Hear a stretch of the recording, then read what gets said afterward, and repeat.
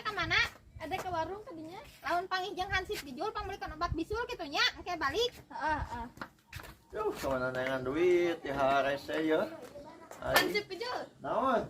Itu cek pamajikan hansip cenah kalawan balik pangmelikan obat bisul.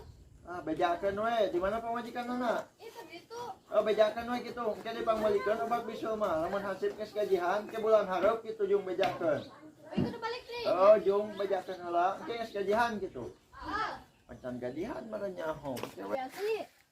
Acak hansip dijual teh cenah mali obat bisul teh kewe bulan hareup yang gajihan ayeuna mah. Di mana hansip dijualna? Tuh di warung di situ. Aku aing teh ngadoakeun aing bisul sing lila meureun jelema teh ku aing teh geura.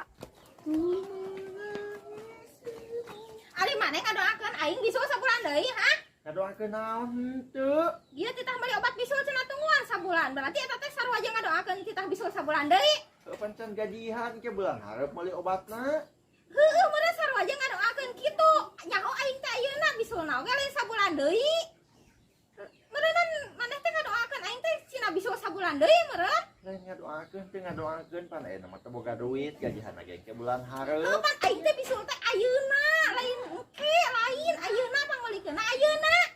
Heuh engke panganyukeun. Buru